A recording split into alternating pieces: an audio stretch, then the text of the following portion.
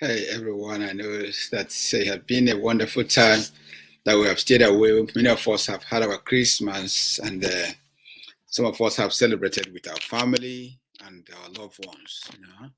Tonight's program that I'll be having a very wonderful lady that will share wonderful things with us. A lot have happened in Nigeria. We are all concerned as a Nigerian, as a human. Whatever that affected one, I think it affected all of us. So tonight we have our special guest, our sister, who will be sharing a wonderful thing to us. I know every human being, as a male, as a female, as a male, as a female, you always want to get married one day and be appreciated by somebody. So um, that appreciation is something that is kind of flying out of the window in Nigerian community. So tonight we will have our special guest, our sister, who also, have experience and have been in this game for long. She will share some important thing about this for us, so that we all enjoy and, build our home, even though you are married or you're about to marry. It's something that we feel pain. A lot of families have lost their loved ones. A lot of souls have gone. A lot of people are still passing through, and some people are even scared not to get into such a business called marriage. So tonight, I think we'll ask ourselves why. Why is it? Why is all this thing happening? So if you are watching, please share this program. We'll have our special one here, Dr. Mrs. Vicky Omifolaji. So we'll bring her in and share with us. Hey, good. Hello. Hey, good. Nice to see Hi, you. Lawrence. How are you? I'm very good, thank you. Nice to see you tonight. And Nice to see you. Thank you so much for having me on your show this evening. thank you. It's quite a quick one, a special one, and I thank you so much for creating time anyway. Every time just to call Mhm. in and help us out. Why I Yeah. say you help us out because I may be in the position tomorrow, getting into that journey called marriage. So I know many young men and young women, even people that are in family, they also need this your advice today. A lot of things have gone through. And you even went to Nigeria recently, right? Yep. I was in Nigeria for a few days. Mm, Came back last Tuesday morning, early hmm. morning. So I'm still feeling jet lagged. Are you still in Nigeria? No, no, no. I just came back. Oh, Oh, I sent you a message when I saw. I said, "Oh, if you're in Nigeria, I'm in Nigeria too." I was only in Nigeria, pew, and I came back. I Oh, went to South Africa for a mm-hmm. few days, and then I came back here. Oh, So, yeah, and the internet access was terrible. It was it really, is. really bad. Yes. I can feel Mm. it. Um, and I don't know. When we look at our Nigerians, we see a lot of things. We see people suffering. We see people enjoying when a lot of things are going by. We see people normalizing some things that we don't normalize here in No, we don't Australia. normalize. Yes, exactly. Yeah. Yeah. So I know you are very passionate on things happening around Nigeria, mostly domestic violence and things like that. Mm. Yeah. So Hmm. yeah, like today, because in case if you have not heard from Miss Vicky or Mifelaji before, you quickly introduce yourself if that's okay. All right. My name is Vicky Omifolaji. I'm based here in Australia, Melbourne, Australia, where I've been for the last 20 to 22 years now that I've been living here. Um, I'm passionate about people, about life, about personal development in other people. And I do a lot of work around that by adding value to everyone that I meet, to everyone that I see. So, yeah, and I've been on this show a few times now. This would be my fourth or the fifth Yeah. time as a guest Mm, on Lawrence's show. mm, It's always a pleasure to come back and share what I know and the kind of work that I do which is all about adding value to people and helping people dig dig deep to find, the treasure that is lying within them. Hmm. Thank you very much. Thank you very much. That's wonderful. That's what I always want to, and you are highly respected and loved. I hope people secretly. I know a lot of people are benefiting from your daily post out and things like that. I do read. I do read most of them, and anytime it comes around, I say yes, that's good. Mostly, Mm, even when you are speaking about the young lady and the young guy, the recent one, I yeah. just think. I think it's this time we address a lot of things now, like things that happen. I remember when Femi Kayade's going happened, you were there speaking to us, and this Mm. recent one that happened about Osinachi. Oh, So, what do you think about the lady? Yeah. that is a sad one. Um, I will talk from a place of,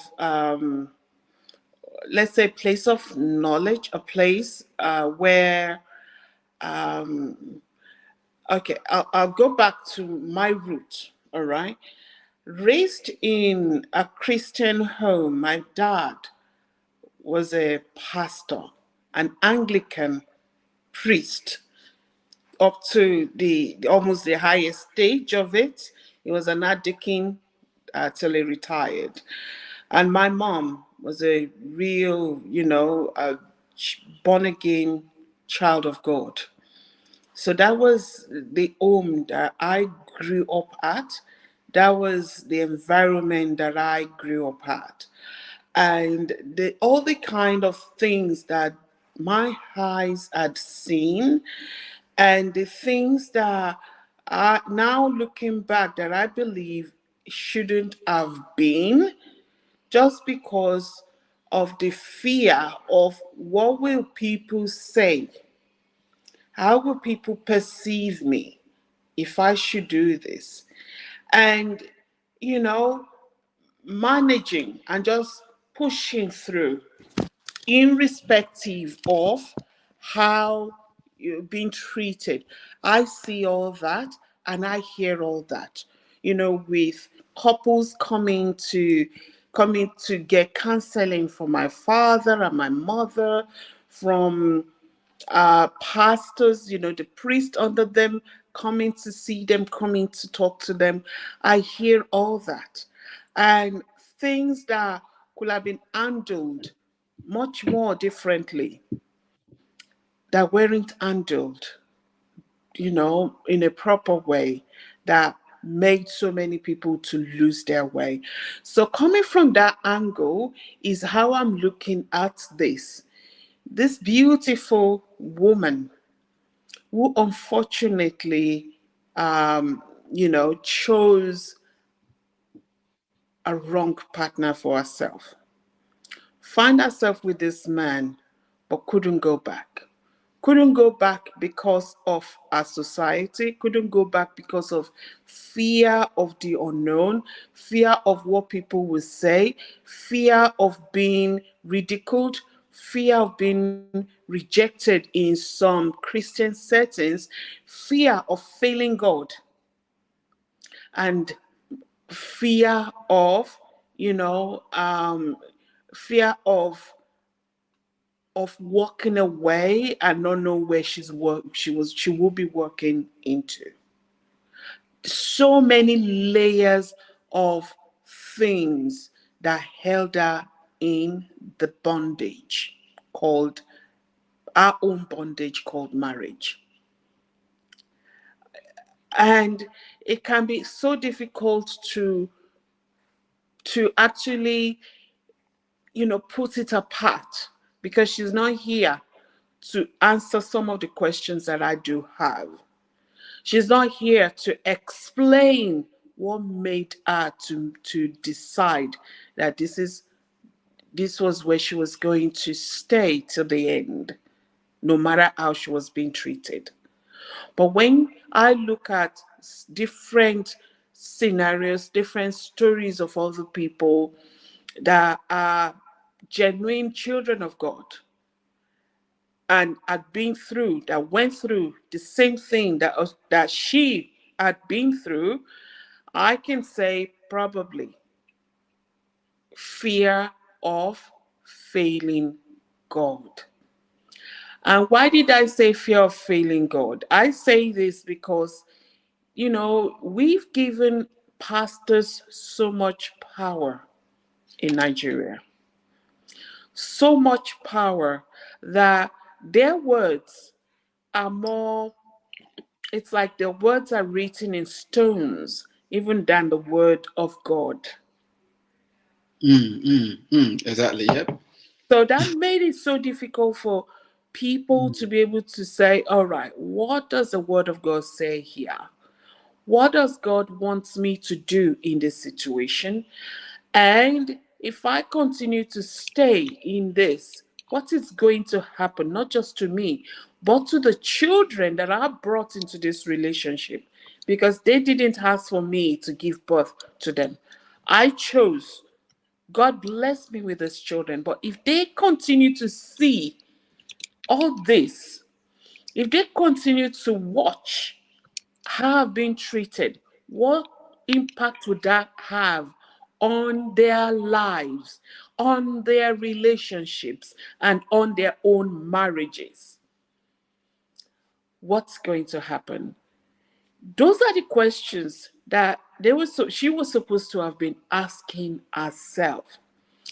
Now, there are teachings that we receive from pastors. Like we know, there are genuine pastors. There are those that actually call themselves pastors, but they call themselves. God didn't call them.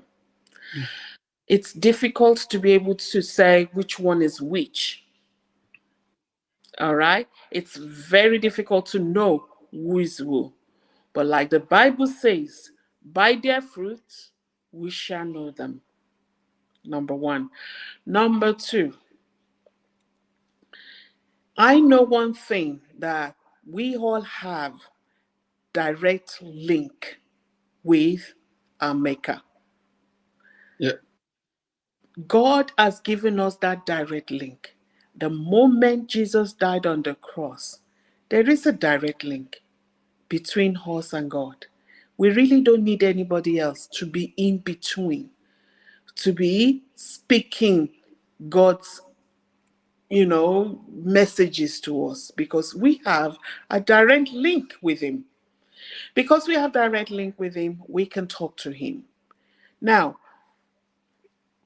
I see people going to church, and as they are leaving their houses, they take out their brain Now.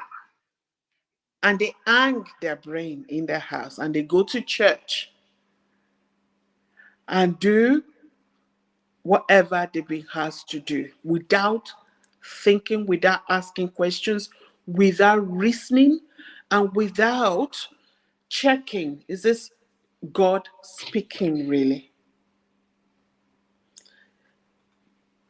There is a direct link that you can do the talk and you can do the listening. When you're being told, I have a friend. This friend of mine, she's not even a Nigerian. She's a Caucasian. She was in a marriage that was abusive for 25 good years. And when I say abusive, emotional, physical, psychological, and mental abuse, including financial, all stages, all levels of abuse she went through in the hands of this man. And it got so bad that she went to our spiritual mother, who also, her husband was mentally, emotionally, and physically abusive towards her till Oh. he died, right? So when this young woman went to see a spiritual mother, she advised her not to leave the man because God is against divorce. So she stayed, and she was in it for 25 good years. Oh man. Battered, beaten, black and blue almost every day. Dragged on the floor, dragged on the street, bleeding all over the place, you know, almost every single day of her marriage. 25 years. She's not even Nigerian. Hmm. Now, because a spiritual mother told her that she couldn't, she didn't leave. She didn't leave until it got so bad. It got really bad because the man had an accident. The man had acquired brain injury. So, with Mm-hmm. acquired brain injury, the worst of him came out. So she thought she was having a lot of beating before. Now she was getting double anointed beating. Oh my God. Hey. So she just Hmm. had to leave. After this same pastor advised, oh, no, no, no, okay, family counseling, Christian counseling, and stuff like that. Nothing worked because, yes, they go to counseling, they talk and talk and talk. That was the end of it. They go home, the same situation. So she had to leave with the cloth on her back. She left. Oh So man. she left. She eventually, after 5 years, she got into another relationship, but she was scared that she was not under the cover of God any longer because she had already broken a marital vow because she divorced the Hmm. man. So she was very scared. She was very afraid that she was almost going crazy. She was almost going mental because of the guilt that she was having within her. She was the one that received beating for 25 years, don't forget that. Yeah. But she couldn't do the right thing by herself, nor could she do the right thing by the children that she brought into that marriage. But she eventually did. But when she did, guilt nearly ruined her. Hmm. Now she's happily married. She's been happily married for the last 6 years with the man that loves and adore her 100%. And she was telling me 2 months ago that I can't imagine why I was misled. She's a pastor also right now. She's a Mm-hmm. pastor. She's married to a pastor. She's happily married. And she was like, I really can't understand why pastors are advising women to remain in an abusive marriage. Why? And I just said to her, go back and check out the people that said don't leave. What did they go through themselves? You can only advise people if you know better. When you know better, you always do better. But when you don't know and you suspend your brain, and this is what I say to people. Those that created computers, they created CPU, powerful, you turn them on and they're working really well. Human being designed CPU to think and do stuff for you, right? You Yeah. type on them, you save on them. Human being did that. Now let's look at what God created. God created our brain, the most powerful CPU ever. God created it. And why did you think God created our brains? He created our brains for us to be able to use it so that we Mm-hmm. just don't keep disturbing Him for every little thing. I've given you a brain. Why aren't you using it? Why are you suspending your brain and letting somebody play you like a yo yo? Hmm. Use that brain, the powerful machine. that I have invested in you, that I've created for you to use. Use it so that nobody can play you, so that nobody can take advantage of you.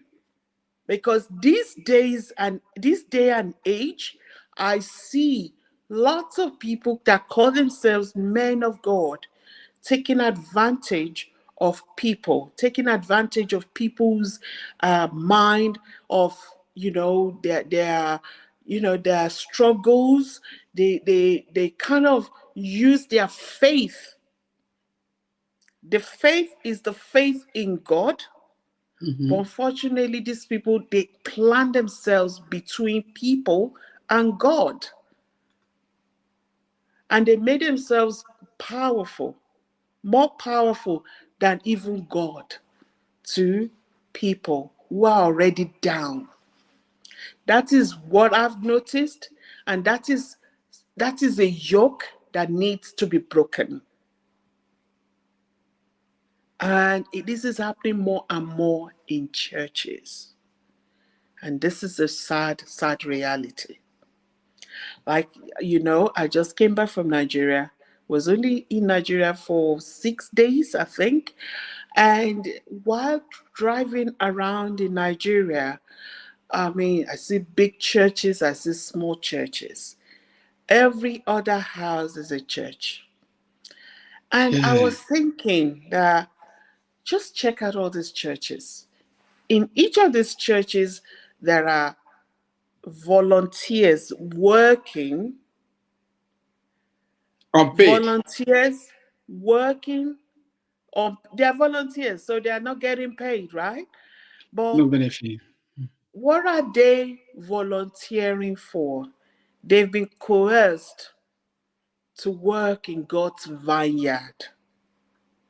But when you look at it, and that's the question that I've been putting out for people to ask their pastors: am I working for God in this church, or am I helping you to build your empire? That is a question that every usher needs to ask. That is the question that every choir mistress, choir woman, choir girl, choir boy need to ask. That is a question that a deacon and the deaconesses, they need to ask. Am I helping? Am I working in God's vineyard, or am I helping you, pastor, to build your business or empire or your franchise? Mm. And how do you know? I mean, we're talking about I mean, whichever topic we talk about, they are all interlinked.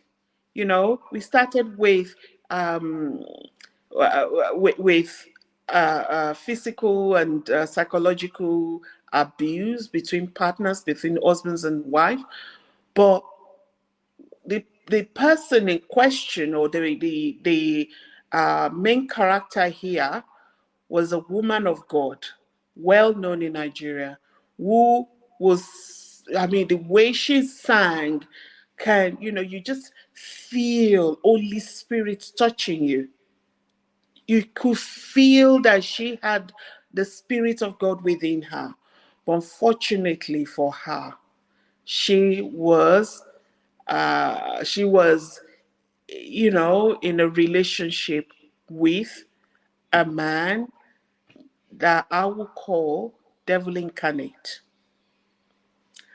And when we look at it, yes, the relationship and everything goes back to church. I listened to a pastor, and I in my mind, I just concluded that, Pastor Paul and your wife, you failed. You failed this woman of God.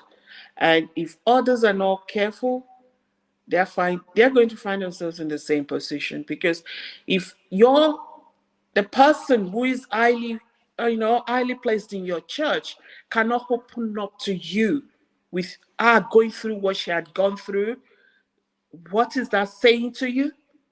that you weren't approachable, that they cannot be themselves when they are with you, that they cannot be vulnerable. Sorry. That they cannot be vulnerable when they are with you. That says a lot about a minister of God. We have a family friend. Before they became a family friend, they were my dad and mom's, the bishop of the bishop, not just the bishop, but the bishop for the western region of Nigeria. Before they became the bishop of the bishops, they were posted to Elisha, my hometown, and it was the wife and him. They were the bishop for Elisha, in Osun State, where I came from. And I remember we would go to their house. We would be in their bedroom. I'll sit on the bed with mom and the wife, and we would talk as if we were sisters. We would talk as if she was my mom. I talked to her as if she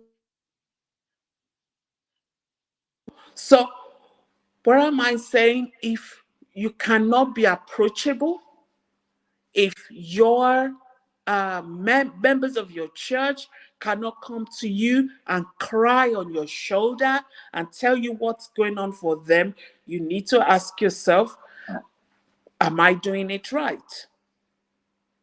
Instead of putting yourself in a position of God, because even God, we human, we can sit and we can talk to God as if we're talking to a dad, because he's our dad. We can actually have a conversation with him.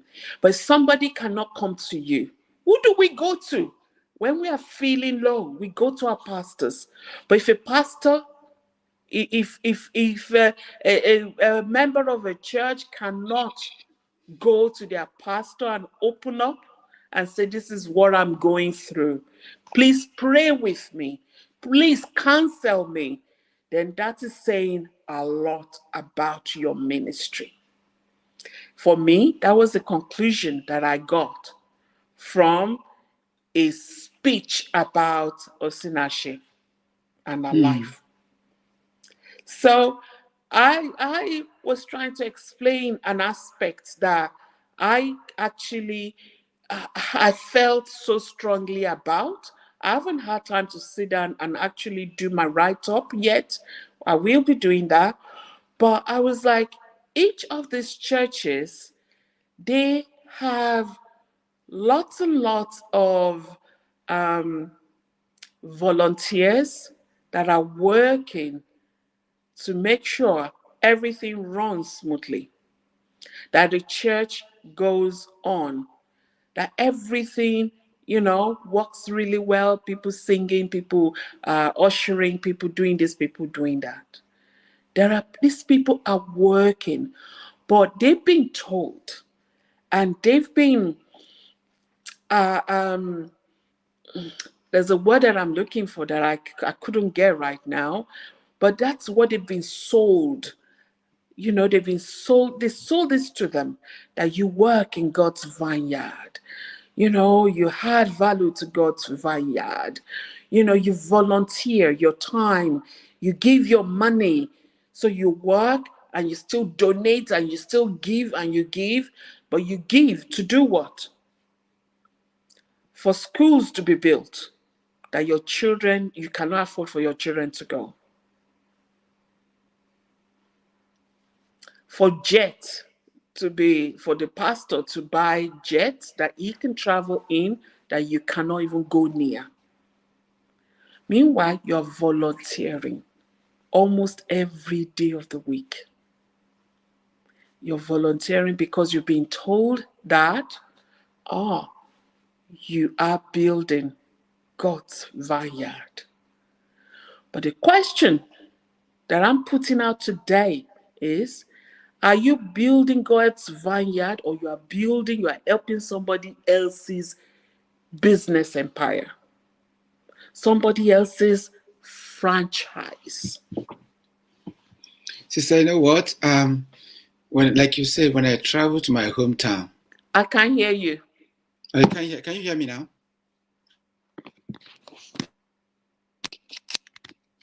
Can you hear me? Much better. Okay. Can you hear me now? I can't Still hear me. no. But I can hear you clear. I don't know what's happening. Anyway, you can keep on. I'll probably take myself out and come in again. Can you hear me now? Better? Can you hear me? No. Can you hear me? No. Okay, I'll just be writing now. When I I can't I'll hear just be you. talking. Can you You can hear hear me? me? Yes, yes, Can you you hear can. You me? can. But I can't hear you at all. I I can't don't hear you at I don't know. all. Okay. Okay, you just keep on. Yeah. Can you take it out and put it back in? Your headphone, take it out and put it back in. Yeah. Take it out. Okay, put it back in.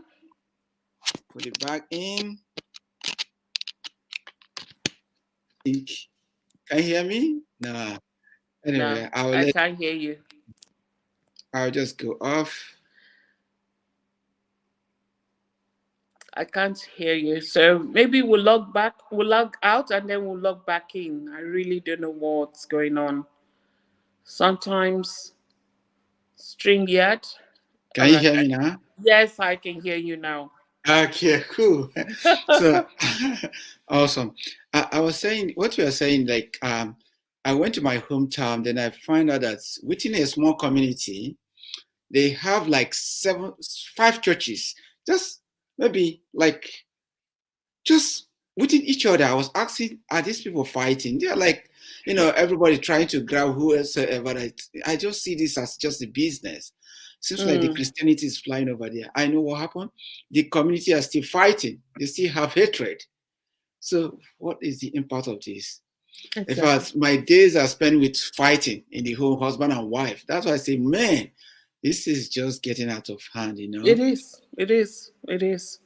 We It don't know is. limits now. These days, it seems Mm, like the whole thing is just getting out of hand. Like the fights, and our mothers, our old mothers are just like they are wondering, why are you guys getting to marriage exactly. when you cannot handle this? It's just like Mm, husband and wife getting out of. Then I wonder what happening. Like the bigger ones that have money, married today, tomorrow will go to court and everything is and gone. divorce. And Mm. divorce. It's just getting out of hand. I just ask, Nigerian these days, women are rising to power. Women are getting a lot of jobs.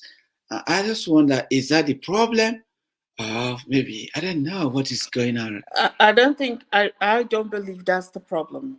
I believe in most cases the impact of parenting, bad parenting. Um, Kids that weren't trained well, damaged kids. They grew up to be damaged adults. And when they are damaged adults, they get into a relationship. What do you think will happen? Things will mess up there. And unfortunately, their kids, they're already there. So those kids are exposed to what they're not supposed to be exposed to.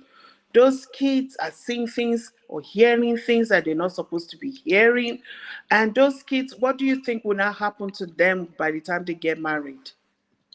Because at the end of the day, our parents, they become our norms. They are the normal that we see. We see the way they relate with each other. We see the way the father treats the mom, the way mom treats dad, the way they talk to each other, how they behave, how they do things. That becomes our norm. We watch them, we learn from them. And if we can see that maybe that's not what we wanted and we're not doing anything about it, unfortunately, we default back to the norm. So, the effect of bad parenting, the effect of neglect, and so many other things.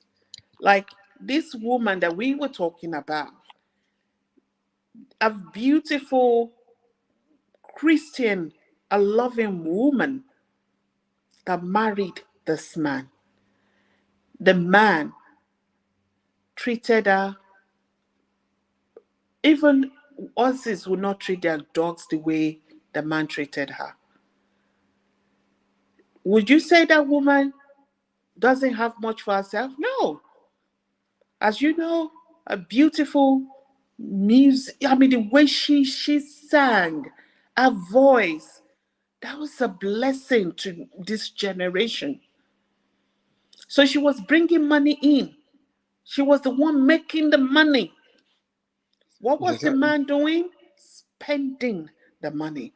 And this woman, according to what we heard from family and friends, she was still very obedient. She was still trying to do everything to make him happy. Instead of him to see the strength of that poor woman, she used it against her and dominated her and cut her life short. For his own selfish needs, for whatever reason, but she chose wrong, unfortunately. And this is what I say to people. I remember I've written a book about this, and the title of my book is When Parents Separate, Easing the Trauma for Children, for the children. Easing the trauma. So when parents divorce or they separate, the trauma on the children, before they even get to the point that they say, okay, we are going our own ways, the trauma that the kids will have been exposed to, that they will have seen, that will have even affected them, can be so much. So how do you ease that trauma for them? In my book, I make sure to use, having a business, as a way to explain my point. That, for instance, Lawrence, if you and I should have a business, we come together, we decide to start or establish a business together.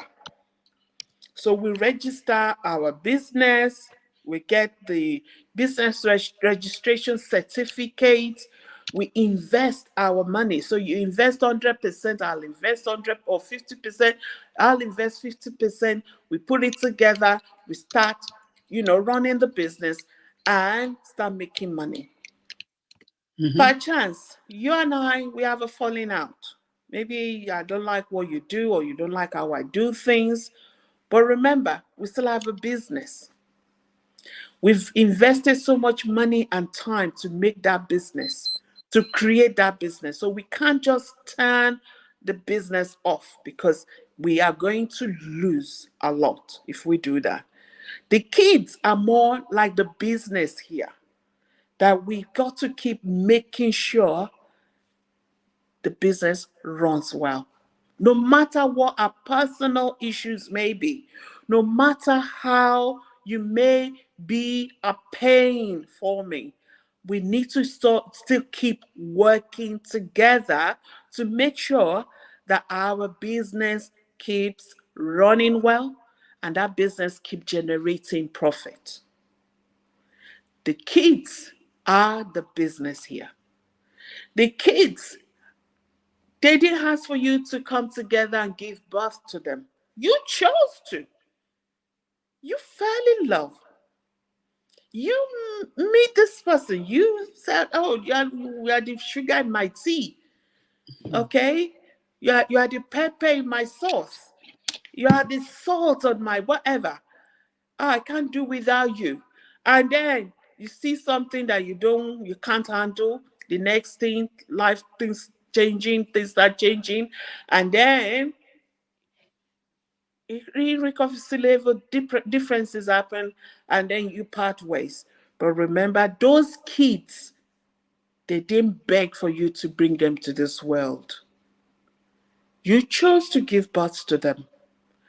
The point is, when you give birth to those kids, you do whatever you can to make sure those kids, they don't get damaged because of your own choices. And how do you make sure this doesn't happen? You make sure that even though you have issues with their father or with their mother, still treat your ex as human. Still, you know, treat her, treat him really well. Do your part, because those kids can see. They can see. They can really, really see what's going on, and they'll make up their minds. And unfortunately, I see couples, men, women, using the children as pawns. They use their children as pawns to bring their partner down, to make the partner behave, to make the partner do as they want, not knowing that they are damaging those kids. I see that a lot in my line of work, and it's saddening. So the poor woman made some choices that I believe towards the end maybe she had regretted, but we will all never know why she chose to stay, because she could have gone, she could have moved, she could have been okay. Yeah, But sure, sure. remember, She's very rich. She's okay. yeah, Hmm. she wasn't rich because he took everything from her. Hmm. He took everything. Everyone that was inviting her to come and sing, they pay into his account, not to her. Not to her. She wasn't rich. So do you think He made himself rich at her expense. there's any atom of jealousy? That's what I'm saying about women Yes, aiming higher than definitely. men. Definitely. He was jealous of the gift that she has, and afraid that if he let go of the power, she may decide to leave him. So all that was there. And using force was to make her to be submissive. What do you think? This, like you said about church here. Do you think Osinachi also is kind of afraid that if she divorced this man, people will stigmatize her? In our culture, sometimes when you divorce, people will start, mounting off, like single moms and all those. It's very hard for Mm-hmm. them to have it to Mm, stay or have a common respect in our culture. Do you think mm, our culture mm. plays part on this? The culture is part of it. Not just the culture, the Christian culture also is another. Even though they know what to do, they know that doing it will be good for them, but what will people say? How will people see me? I am an evangelist. A few months ago, I actually wrote this because you have a gift to sing, and you chose to sing in Christian, you choose to sing Christian songs, does that make you an evangelist really? Because this is a trend that I've been seeing again and again. As soon as you hold microphone to sing Christian songs all the time, people automatically calls you an evangelist. But does That's that right. make you an evangelist really? Does that make you an evangelist? I don't think so. No. Exactly. So it's like, you know, we have different genre of music. We have R&B, we have Christian songs, we have this, we have that. You have Christian So hip hop too. we have Christian hip hop too. So Mm. if you sing, if you love to sing, you're blessed, and you're able to sing really well, and you choose you want your niche to be Christian songs because that's you. Does that make you, that's your niche? So because you now sing in churches, does that make you automatically an evangelist? Absolutely not. So then people put themselves in this tight corner of, no, I can't do this, I can't do that, I can't do this, I can't do that. But you know, we're talking about the jealousy, the man wanting the control by fire and by force. It's that was definitely there, and that just didn't start now. I'm sure that would have started a long time ago. And probably she kept praying for God to change him, for God to change him, and believing and trusting that it will happen, it will happen. And that was what held her there. The first child came in, the second child came in, the third child came, the fourth child came in. Where would she go? And when when men like this are doing this, they they tend to use um they tend to use the they tend to find an area in that woman's life that they are weak at, and they use that to make them to remain on that spot, so that they can't go against them, so that they can't. That is why you can see that this man isolated Osinache. Yeah, it did. Yeah. Yeah, Mm-hmm. totally, from our friends, from our family. Isolation is one. So now let me just let me just talk in this term.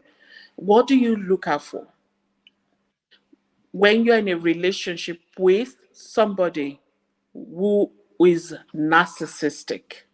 Because this man is definitely a narcissist. All right. What do you look out for so that you don't fall a victim? When they are telling you, they're always finding something wrong in everybody in your life. When they keep blaming everyone but themselves for whatever happened, even though you can see that, but this, that person didn't say anything. Now, why are you blaming him? But you can see. So they play games. They make you feel like you are the one that is wronging them. They make you feel like you are the one that has done wrong. They make you apologize for what they have done wrong to you. So many subtle signs to watch out for. And you don't need to settle for it. They find something in you that you don't like, and they highlight that, they bring that into fore, and they kind of make you feel like without them, you're nothing. Without them, you can't be anything. Without them, you can't make it in life. It's because they are in your life. That's why you are where you are. That if they should leave you now, you're nothing. Nobody will want you. And they keep reiterating it. They keep saying it to you, that you believe their words. Amidst you praying and believing that God will change them, but they've already damaged your psychic. They've already done, some, like when you do hypnotism, those psychologists that do hypnotism on people, they hypnotize you They to hypnotized me one believe. time. I couldn't fall anyway.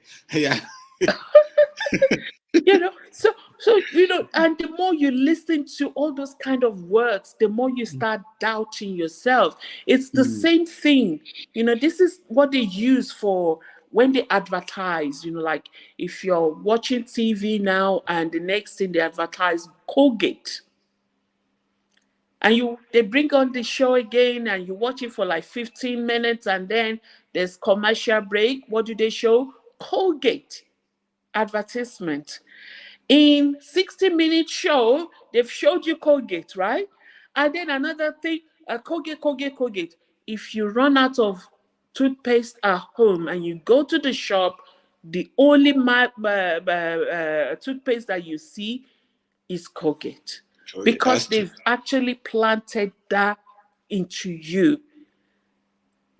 All Also, right. this is the strategy of why people advertise. I think so. Exactly. That is the Cool. point to it.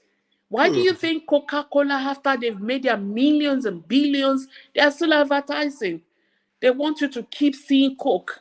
So that when you go and buy, what do you see? Coke, not anything else. Make sure we are still here. You are not buying anything else. You keep buying Coke. So when a man keeps telling you you're not good enough, when a man keep telling you that you've got nothing good going for you, when a man keep telling you that you're just useless, when a man keeps saying things like that to you and keep telling you that your parents they are not good, the parent that raised you, that sent you to school, but the man keeps saying to you that they don't like you, they are devilish, I don't want them in my house, and you say okay. When a man is picking on your friend, your childhood friend, that they are jealous of you, they don't want anything good for you. When you've got to be watchful. When he keep blaming you for everything, when you cannot, how can you not, after making the money, the woman cannot even pay for a hotel room without the man paying for it. She doesn't even have a penny to her name to buy food for herself. Isn't that juju? And you. So, my brother, so many so, to talk about, so many to watch out for. so, And yeah, like we are saying, do you think pastors, pastors like you said, once somebody can read the Bible, he has become a pastor. Do you think that people should stop to be very mindful of people they seek counsel on? Not everybody that says a pastor, you go is there and really a open up child of your God. family. Exactly, exactly. And I was hoping and praying that this COVID, these 2 years of COVID and restrictions and all that would do that job for people to For me, see that you yes. don't really need to chase somebody.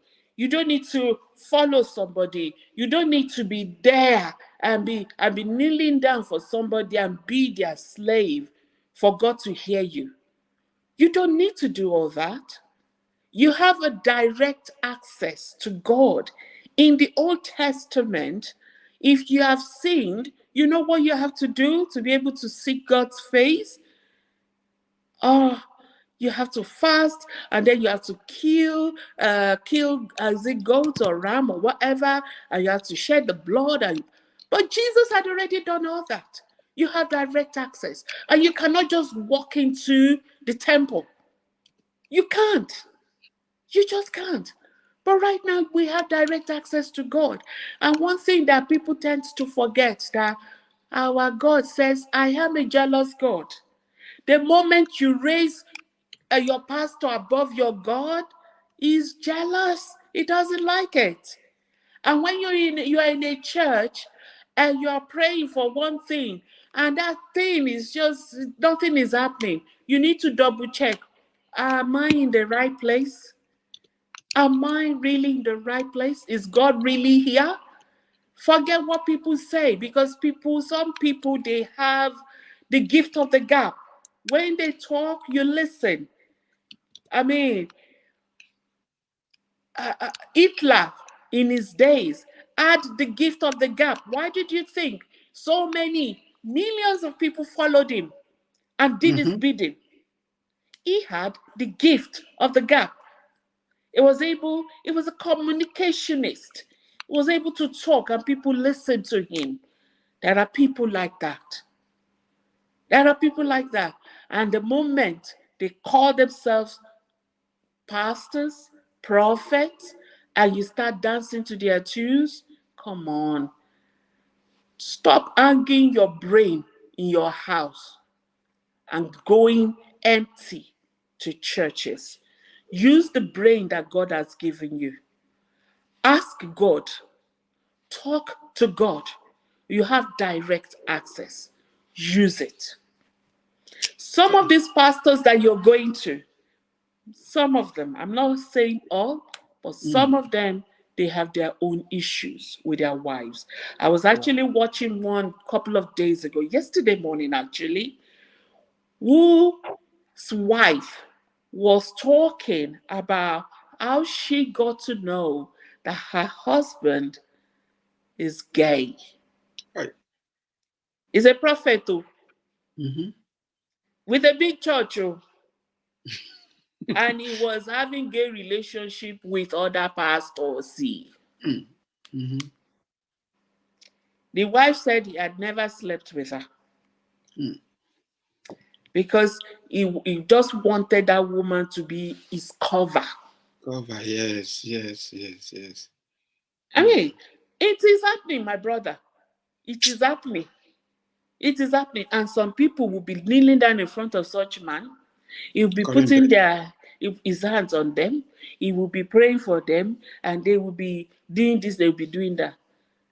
Meanwhile, there are things that some of these people they put in their mouth so that you'll be doing their biddings. Ask yourself, where am I going? Under whose authority am I? I only want to be under God's authority. I only want God to talk to me. I only want to listen to God. I only want God to be my God, not pastor, not pastor's wife. Because you don't know them, you only know you. You only know you. You don't know them. You don't know what they are worshiping behind the curtains. You don't know. You don't know. That is why when they go on the pulpit and they talk and talk, Shebi, now talk. Hitler talk. Some people You. dance to his tunes, and Yeah. millions of people, they die. Yes. Yeah. That's true. Some people have the gift of the gap. Just because they say this and that, and some of them, we know of them now that are doing fake miracles. I Lots wonder of why them. only the miracle happen in Nigeria. It doesn't happen outside, like in a foreign country where we can always testify. There's a lot of scientific lab here that can prove, and then the Exactly. doctor that diagnose you will tell people how they diagnose you, what date, and everything. Exactly. Nobody Exactly. will play with their license and say you are sick when you are not sick, because they find out your Exactly. license is being suspended or I cancelled. mean, there are tests. There are tests to back you up. There's blood tests. Yeah, There is that's true. urine test. Yeah. There is MRI. All those are Yes. there. But some Yes. people will Yes. just come and be telling you, "I know miracle do Talk about. happen. Yes. Yes. I I've believe so. seen miracles happen. I've Mm. prayed miracle happen. I've Yeah. seen my mother pray that somebody that died got up. I'm Mm. not saying miracle doesn't happen. Mm. Miracles do happen really. Now, yeah, never Real exactly. miracles, not Mm. fake. Mm. Not five pastors using one woman to show that there's a miracle happening in this church. Oh, we know it's the same woman that was in that church last week.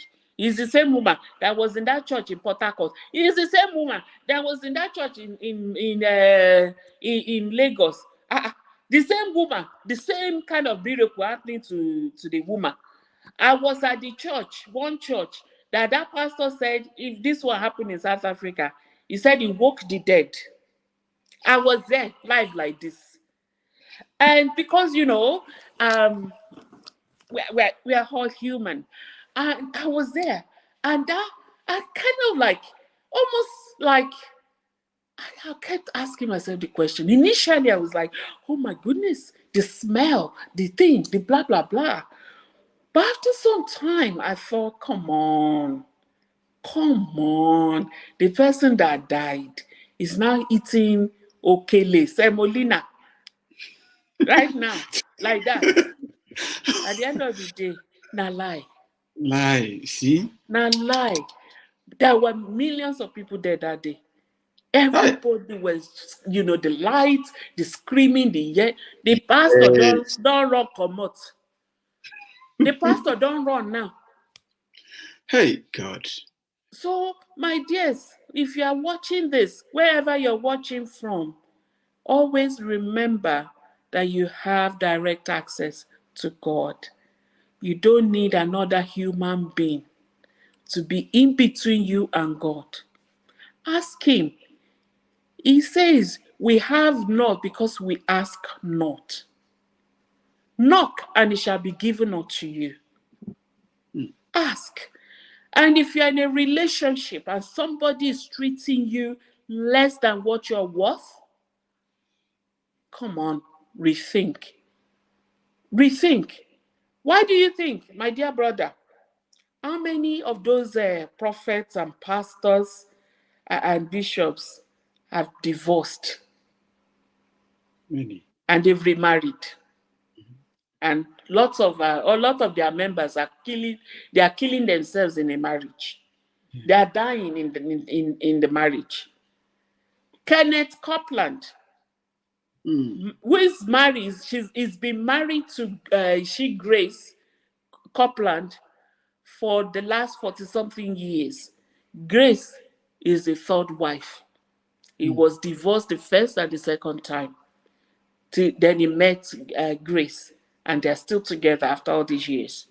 Kenneth is one of the richest pastors in Trust in United Lord. States. Yes, yes, yes, yes. So why are people killing themselves?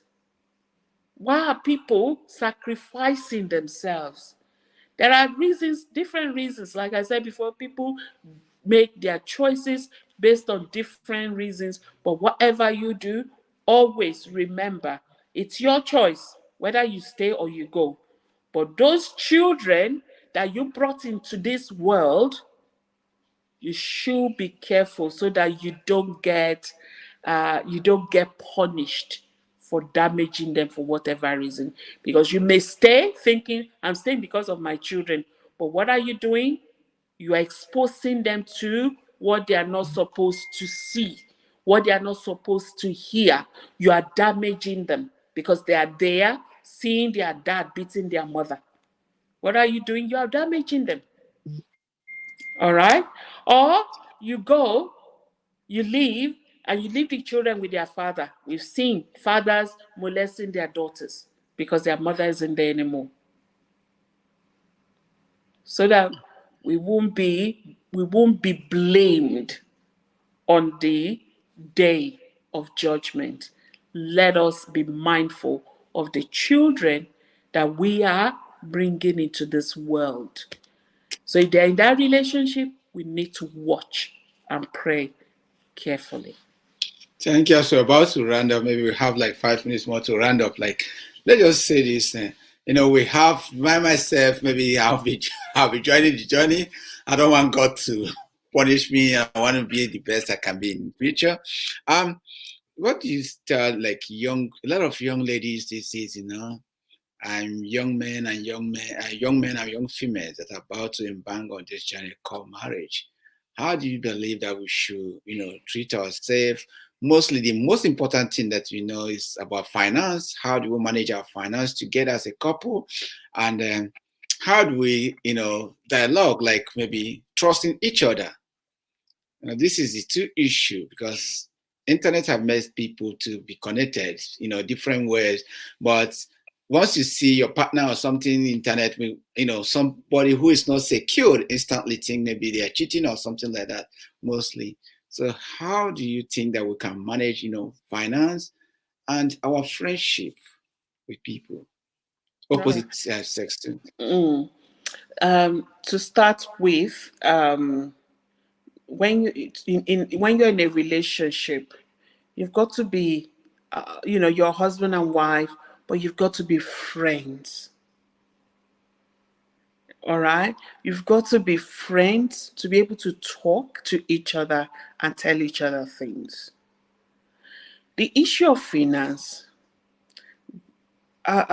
look at this. Look at it this way: we're coming from different backgrounds, and it's a matter of you understanding your partner and your partner understanding you.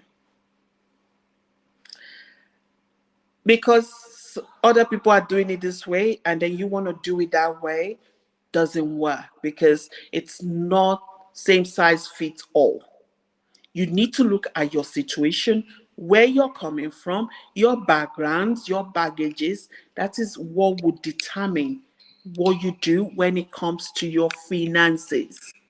Some people, there is peace when everybody manages their own. And some people, when they come together, there is peace because they put money into the same fold.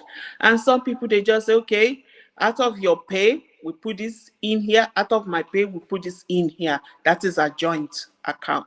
You still manage your own, so you still feel that sense of independence that I'm not just, my money is not going to where I don't want, you know.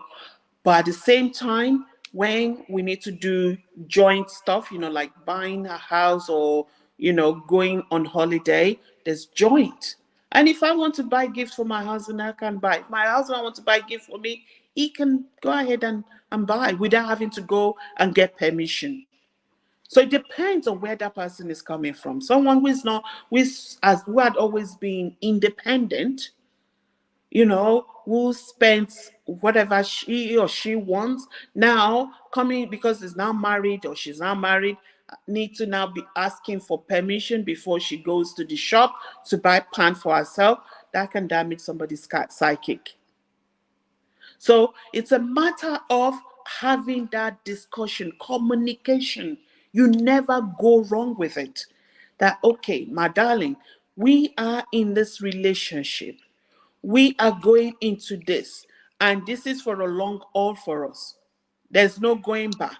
Because of it, we need to make sure we dot our I's and we cross our T's. Now, one of it is finances, and that is a major part. What would you prefer? How about we give this, let's see, let's try this. Is it working for us? And then we stick to it. If it's not working, then we'll try and revisit this. But like I said to people, there's something that I call, strategic planning meeting. I have it with myself because I need to know where I'm going, what I'm doing, how I'm doing it. And I do visit this every 6 months to make sure I'm doing it well. Now, the strategic planning meeting with my husband. This is where we have that deep conversation. And we do it when we travel. We're in the same car, we talk, and we iron things out. So it's a very important thing to do. From time to time, have that conversation. And remember, conversation is not just verbal. You watch that person's face, what that person is saying with their face and their body language. If you talk about money and the person is sitting straight and is looking stressed, something is going on. It's not just what that person is saying. That person might not want to hurt your feeling and is not opening up fully. So you need to watch everything and check. Now, I want us to do this right. Tell me if I need to fix anything. Tell me if there's something that I'm not doing properly when it comes to our finances. Let's talk about it. What would you prefer? What would I like? And let us emerge it so that we're both on the same page. You're happy and I'm happy. That is very important. Yeah, because what you're saying now is very important. Even when at home, I thought I saw some couples fights. It's all anchor on finance, and I keep hearing finance, finance. I think if you're young, we have lost Miss Vicky Omifolaji. Hope she'll be back. But if you're watching me this time around, what we are saying is very important. Finance is very, very important in marriage and even in friendship, in whatever you do. She is speaking from experience and she's speaking from her own life view. So we can learn one or two things from her. I hope this is actually the most important place. If you watch Sinachi and Husband today, you may anchor the whole thing about finance, the husband control finance or, those things is very important here. So it's good you take time to just, listen very carefully and make your own judgment. Like she said, it may be different, people with different view and different financial capability and different academic background. So you must know who you marry. That's why she said conversation is very important. Have a communication. Know who you marry. Know his level of understanding, like she said. You have to watch the body language and everything. Don't just communicate. Make sure you have eye contacts, watch body language. All those things can tell you something. She also said, if anything you said, you just say, what am I not doing right? Just make sure that it's like open book communication, because you guys are going to live as partner maybe Melody. forever, or as you guys have life. Thank you for coming back. Yeah. Thank you so much for having me. So sorry Yeah. about the Oh, my internet connection is not good. yeah. No problem. You did well. And so could we just stop on, okay, are you through on that financial one? So you talk about the communication side of it. They have to, it's important for them to be friends because they can have conversation like, and work out what fit them. And they should not, think what suits Mr. A will suit Mr. B. Also, they will look onto their education background. Education can play rules, and Exactly. and did they need third party to communicate about finance unless they are having problem, right?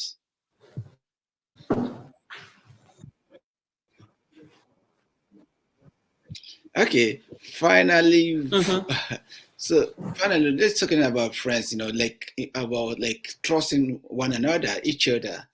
That's another problem. Like you don't call this person intrigue and all those things. Do you think it's wise for people to block their partner from having not family?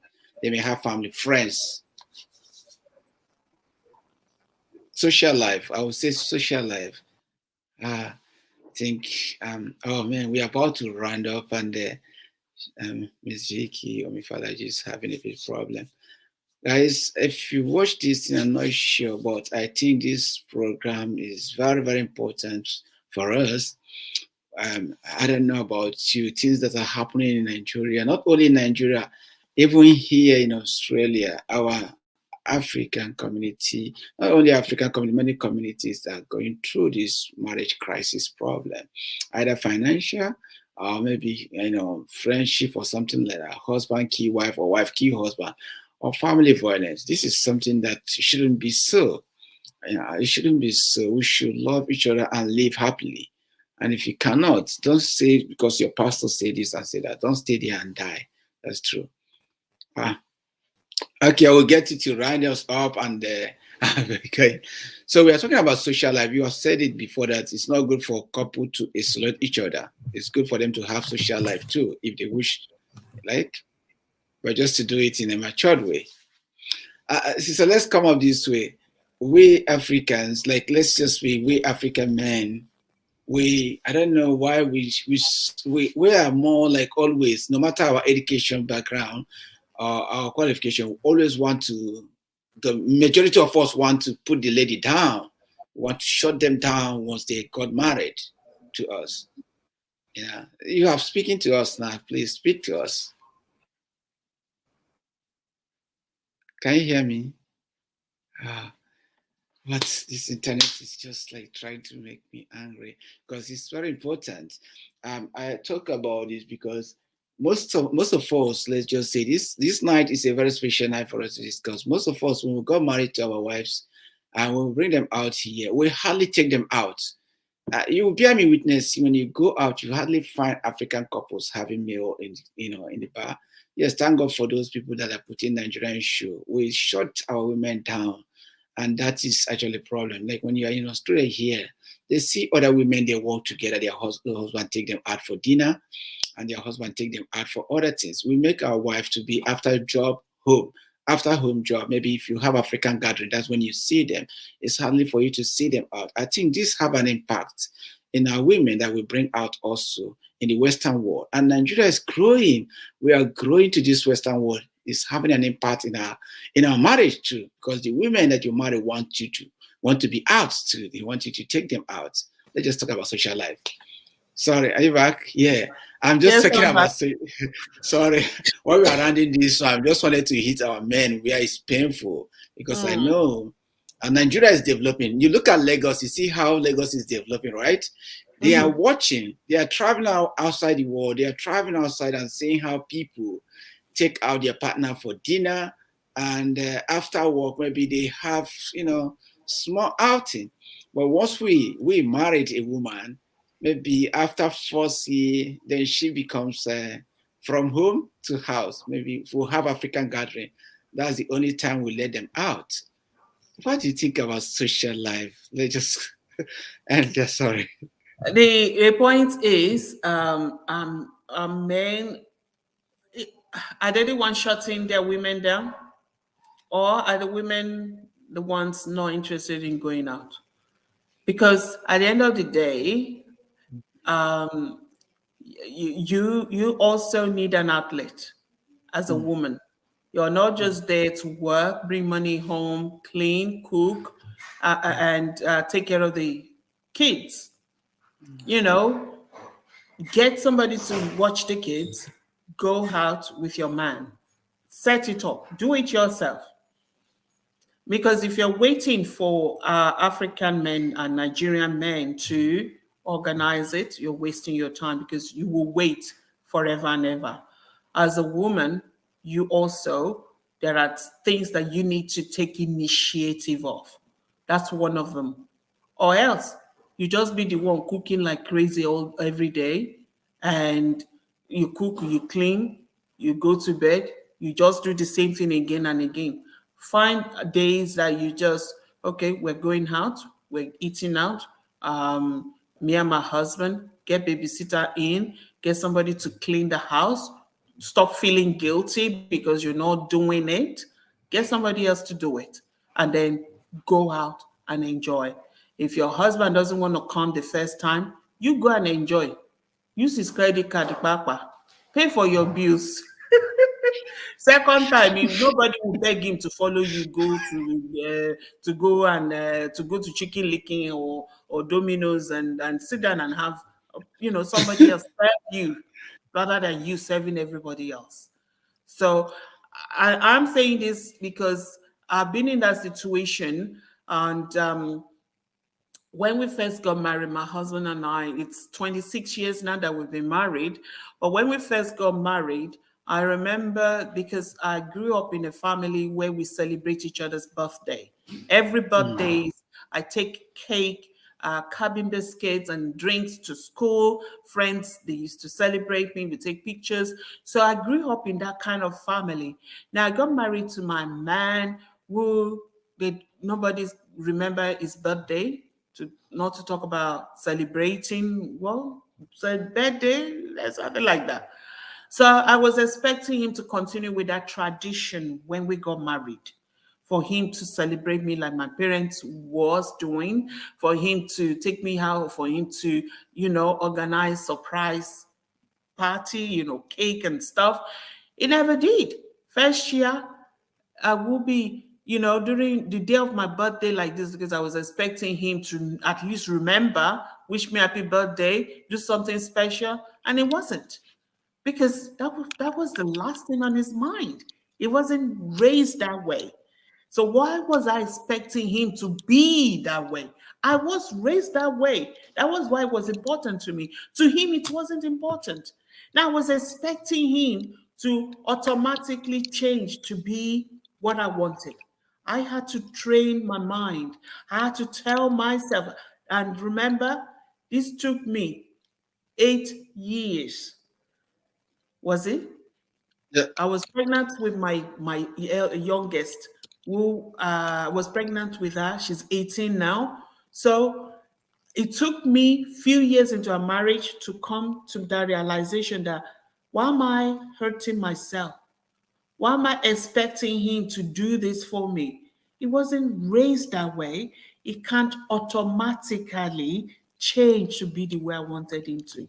So I started celebrating myself. I started organizing my day the way I wanted it to be. I started taking myself out. I'll go to a restaurant, I'll order 5 course meal, sit down there, finish it, go back home. Where have you been? Today's my birthday. I've just been out. With whom? You didn't take me along. If you want to come, why don't you? No, I forgot. You don't have to go to a blah blah blah. Then a few years after, it started coming along. You be how you want them to be, and then you see them follow through. Yeah, thank you very much. Now, this I must tell you is one of the most difficult side too of we Nigerian men. Every man will beat chest, including myself, to say, I don't know. And because I didn't grow up more in Nigeria, and I didn't grow up in my own culture mostly. Okay. Because we Igbo men, I would say maybe other side can be very much easier. We Igbo men, I think maybe when we got married, it's quite hard for us sometimes to do that. Like mostly when you get businessmen, they always calculating money and they only go and hang out and drink and go home. The wife do some other things. Here also, I think That's women where will work. communication comes from. Yeah. See, yeah, you can call yourself an Igbo man, a Yoruba man, a Hausa man, a white man. At the end of the day, you are not that when you're with your wife. You are Lawrence. I am Vicky when I'm with my husband. So, what will make Vicky happy when she's with her man? What will make my man happy with me when he's with me? That should be the focus of our conversation. I don't care what my grandfather used to do. And I don't care about what his grandfather and his great grandfather used to do. It's none of my beeswax. They led their own lives the way they wanted to live it. The culture, the way, is the culture paying me right now? Is the culture going to make me happy? Is it going to give me what I wanted? Is the culture going to fulfill my desire of having a happy marital life? If it's not, come on. There are things I just need to push aside so that I can work towards having exactly what I want in my relationship.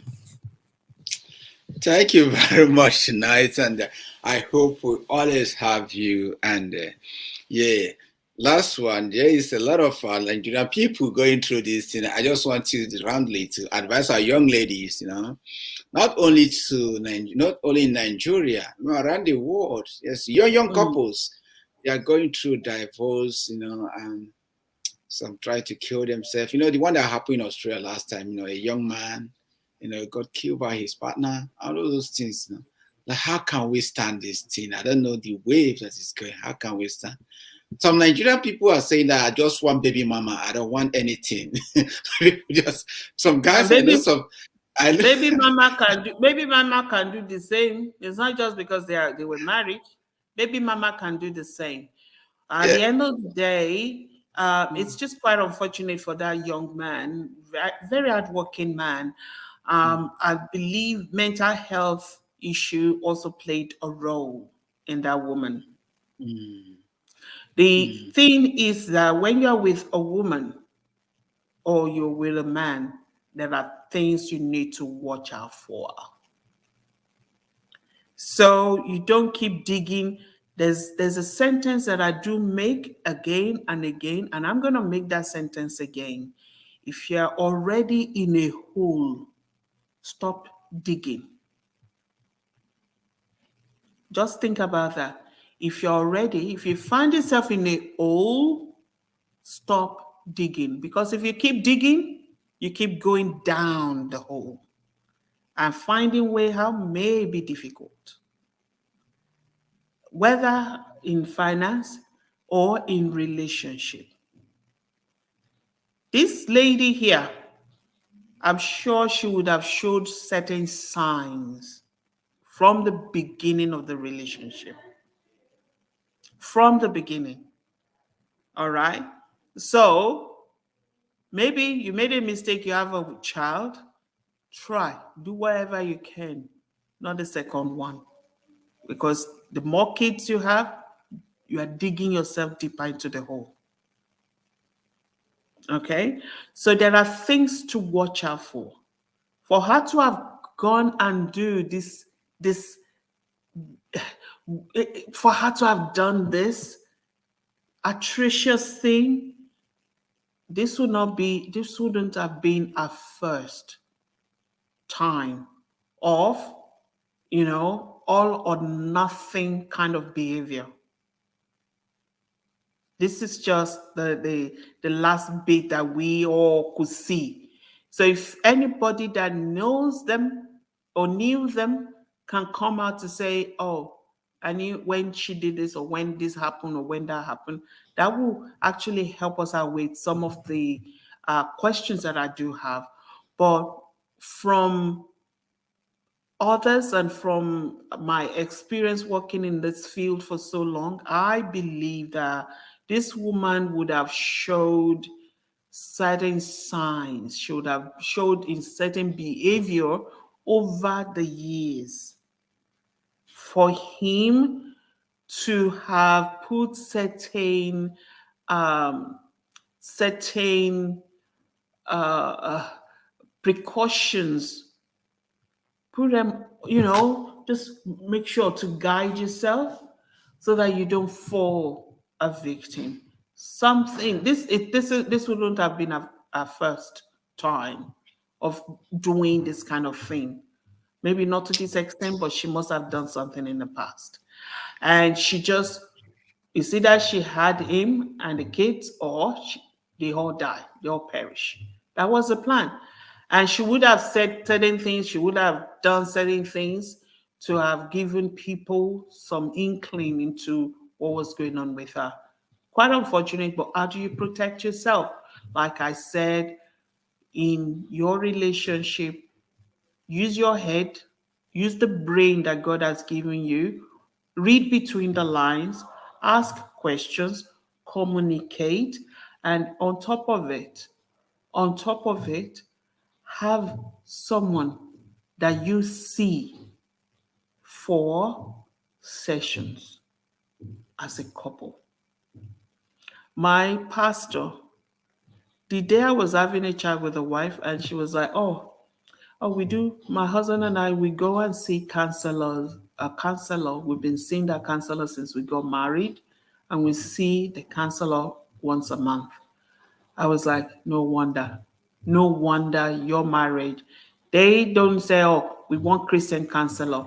And they don't say, oh, it's because we're having issues. No, to prevent issues from happening. It's not because they can't pray. They too can pray, right?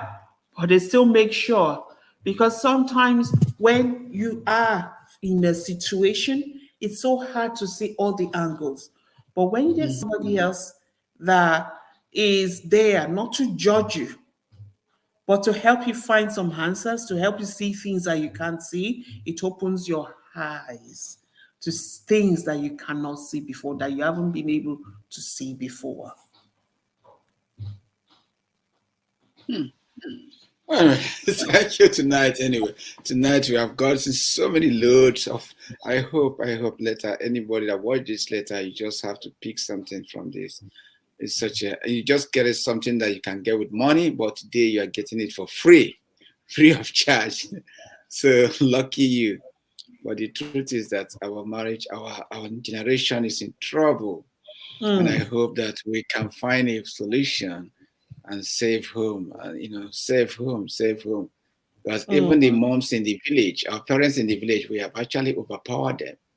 Like, unless the people that are still relevant, maybe you have parents that just that have education. Some parents, they go there, they take the side of their child or their daughter. They never look the two ways. We just want to, we just want the whole thing to stop, to stop, to stop. Yeah. Even these days, you find that people said, they will just go to Lagos, they will rent apartments and go and marry in the village until they get their millionaire.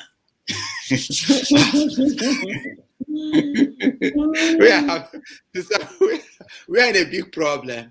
After 3 months, the marriage crash. Of course. The lady will come back and say, I got a friend that told me, someone married a lady, and because he has this guy that normally he lives in Lekki, the guy normally go to Cote d'Ivoire with all these markets. So his friend went home and married a lady and bring it to the guy's house and said that's his house. And this lady was living comfortable until after 3 months the guy arrived and tell him, man, the guy arrived and told him, man, that he won't be sharing the room with him and his wife, that he should give him a space. So wow.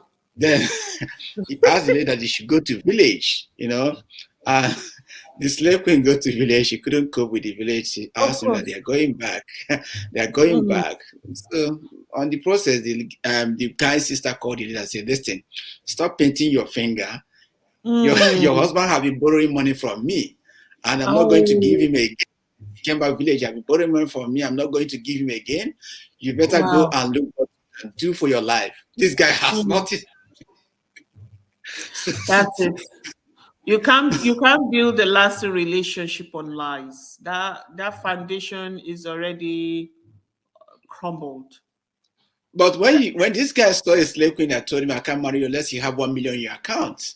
So what Yeah, the two of them they found each other because she wanted to reap where she didn't sow, Mhm. and yeah, he sold a lie. So those people, I don't think they are looking for lasting relationship, both of them. So So yeah. anyway, yeah.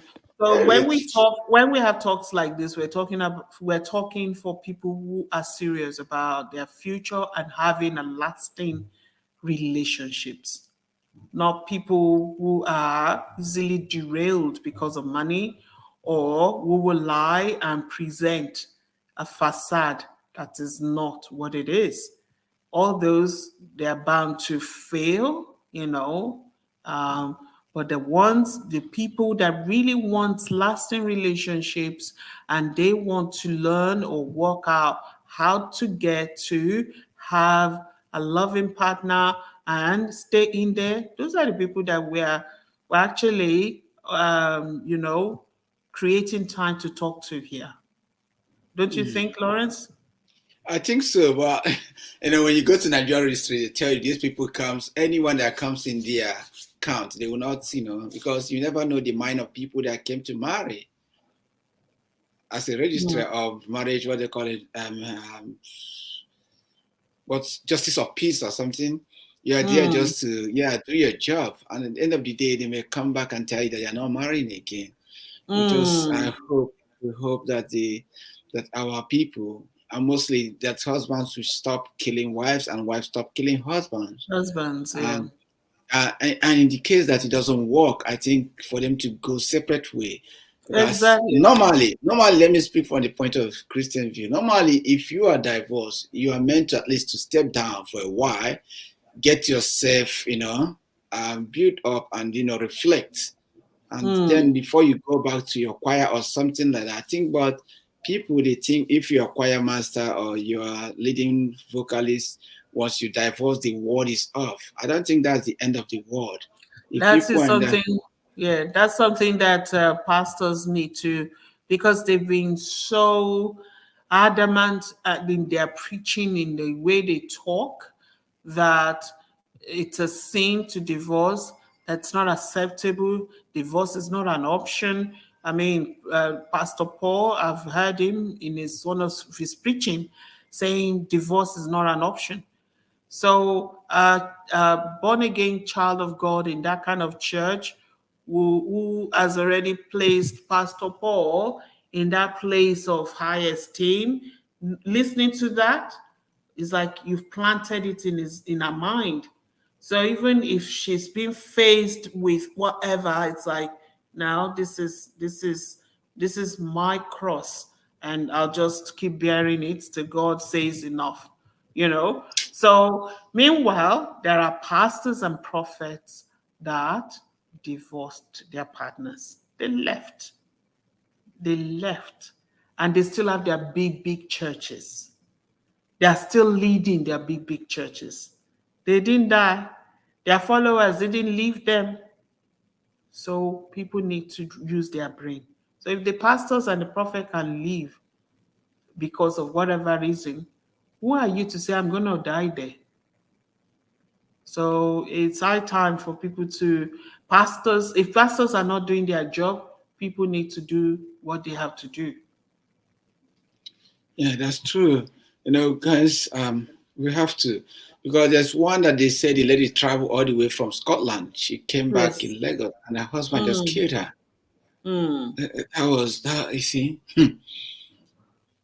It's getting out of hand. Seriously, I just pray that we hope that people should be more clever, and But don't kill. remember that one that came from Scotland? That wasn't the first time. Yeah, There yes, was a sure. time he actually he was brandishing cutlass on her and the kids. So that wasn't the first time. And when somebody show you or tell you who they are the first time, please believe them. When you don't believe them, that's when you live to regret it. People can change you. I'm not saying people can't change. But for people to change, it's not for you to push for them to change. There are things they need to do for you to know that they've changed. So change is a process.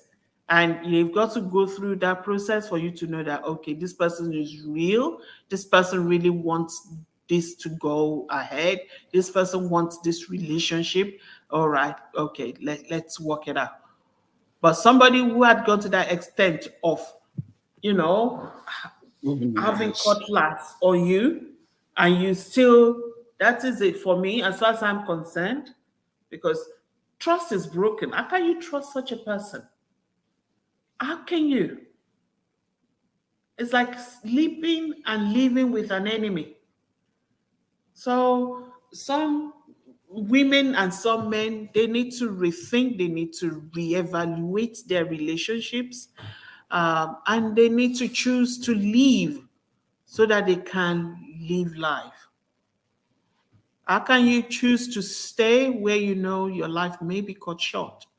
And whatever you are there for, it's not like you're going to achieve it, because damaged kids, they grow up to be damaged adults. No, yes, exactly. Damaged kids grow up to be damaged adults. So, damaged adults in a relationship equals Dangerous equals and dangerous. dangerous. So it's danger to the society, danger Yeah. to the world. So that's why we all need to use that brain that God has given us. So lastly, let's just talk about this because leaders plays a major role in a society, like the politicians. Why is it all this happening? I know the Northerners, the age bracket, they start marrying, I think at the age of 10, once the first time the lady brings out the puppy. Why are they not speaking about the family violence in our Senate and leaders coming out to condemn this? Because I believe when they start condemning it, people will start taking much those things very serious. But when it's just an individual taking the laws and condemning this, why are they not condemning it? What? The leaders in our society, the only thing that they need to do, that they should be doing, is to create law to protect women, to protect men that are going through violence. That's all that they can do. And that is the job that we've given them to do. Whatever they have to do about this, I think that's all that they need to do. That, okay, like now, if a woman should call a 000 to say the husband is beating her or blah, blah, blah, they say even before they investigate, the man is in trouble because they will take the woman. I mean, I know of a girl who came here married to a man, to an Aussie man, and then the man physically abused her one day. She went to the hospital. It was recorded in the hospital. Before you know it, that man that man was taken to court. He was forced to sell his property and give her half of the money, right? And the girl who didn't even have permanent residency at that time was granted permanent residency because there's a law, there's a system. Without that, nothing is going to work. And the problem here is some of those people in the Senate. Do you know what they're doing to their partners, to their wives? I was reading something earlier on today of Baba Obasanjo. Obasanjo, who was a president twice or three times in his lifetime, who physically, not once, not twice, abused his first wife again and again. Do you know what they're doing? It's the same thing with the pastors. You don't know what is happening in their homes, what they are doing to their own partners. At the end of the day, you are for you, I'm for me, I'm for my husband. So we work together.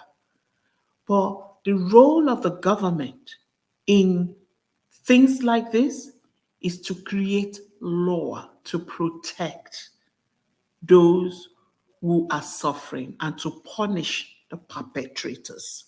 If there's no law, people will be doing and be undoing, and nothing is going to happen.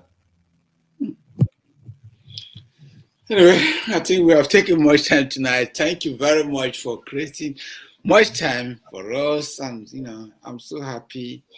While I'm broadcasting this also, I'm just, listening to myself and say, my Lawrence, you have to be a very good man as much as you can. Of course. I have to be at the best as I can. God help me.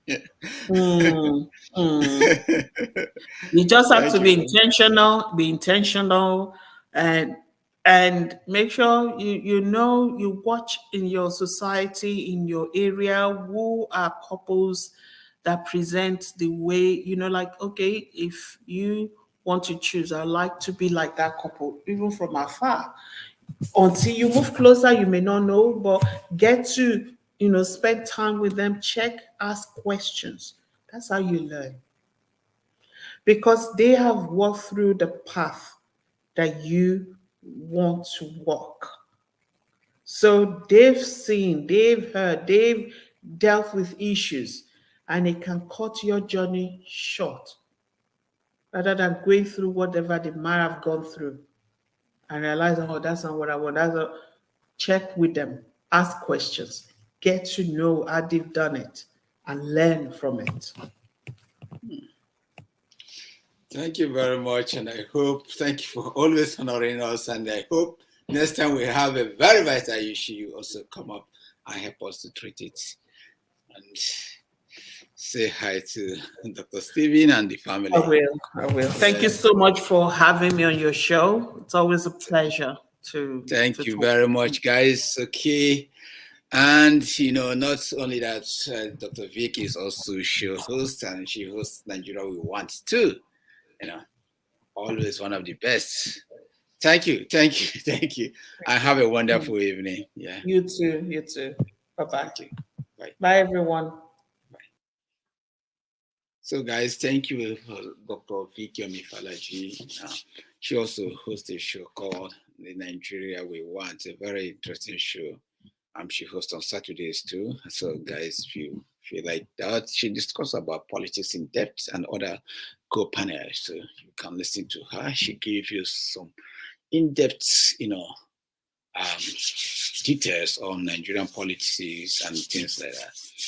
I think tonight, not only that I'm blessed by listening to her, it's so interesting. She's just she brought out the whole thing without holding back, telling you live.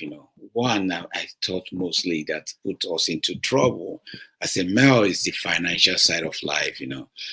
Some people struggle when they see their female, earning more than them. Some also struggle when they earn more than the female. They don't know how to control that. They became, bulls instead of being a husband or a boyfriend. They became a beast. So this is something that we all have to sit down and be able to address.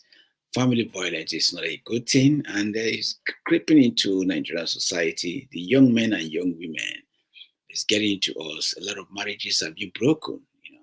We don't want these things that way. We want to see that our life, replicates in a very positive way, that our next generation will come out and be happy with those things.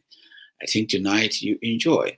Thank you, Lord Obi. Have not been much out here, but this program tonight, I hope you'll be blessed. And I thank our guest again, Mrs. Dr. Vicky Omifolaji. She has, done so much tonight, and so much appreciate her presence. And I hope you guys watch my shows and come up. We'll be coming up on Saturdays again. So today is just a special show. Like, every some Wednesday, once in a month, we come up with a special one. Sorry, guys, instead of 1 hour, we have taken almost 1 hour, 40 minutes. But that tells you the importance of this particular program. It was so important that I myself, I was like, oh yeah, let's keep going, because I know a lot of people will benefit from this show. A lot of people, wherever you are, you watch this program. It's very interesting. And if you have any question you want, you can send me a message. If you want to talk to Dr. Miss Vicky Omifolaji, you can send me. I can always tell her to get to you. She has a couple of books. You can Google her name online, or you see some of her book. There's one, I think, Claim the Land or Claim something that she wrote. It's very interesting too. So guys, check it out. And thank you for being part of Laobi. Enjoy the program. Once again, I thank everyone for creating time, and thank you for those. I thank those that shared the program too. Thank you for everything, and thank you for staying with Laobi. Enjoy your night, and see you on Saturday. Saturday again, we'll discuss another hot topic that I know people will be interested on. So every topic is very important. You can save a family by sharing this program. Tag your friend. All the best. Stay safe. Lord will be the future you see.